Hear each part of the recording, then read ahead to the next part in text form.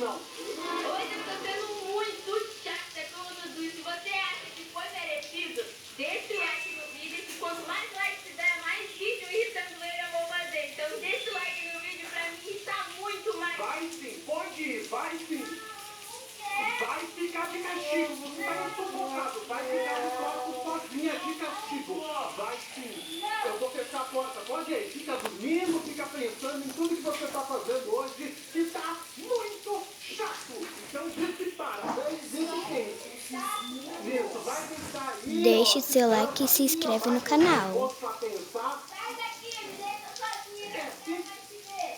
Que é isso? Ô Dudu, acha que eu tô de castigo ainda, mas eu fugi e olha só o que eu fiz. Olha só, foram todas as coisas que eu cheguei na parede. Ele vai ficar muito bravo quando ver isso. Já faz um bom tempo que a Carol está de castigo. Ela já estou com pena dela de ficar tanto tempo de castigo. Então eu vou dizer pra ela que ela pode sair. Carol, viu? Pode sair daí, viu? Não precisa mais ficar no castigo. Ei, opa, Carol. Ei, Carol, me desculpa, você tá brava comigo. Carol, só não fica me irritando mais. Carol, Carol. Que é isso aqui? Ela saiu daqui. Que é isso? Não tô acreditando nisso, Carol. Cadê Carol? Carol, cadê você? Carol, cadê Carol? Vamos lá, Carol. Aqui a Carol. Eu não tô acreditando nisso, Carol. Tá lá fora. Carol. O que é que você tá fazendo aqui? Você era lá em cima. O que você tá fazendo aqui? É que eu sei, Dudu, eu não queria sair. Vai lá pra cima. Vai lá pra cima. Não é pra... O que você fez? O que é isso? Eu que fiz tudo isso.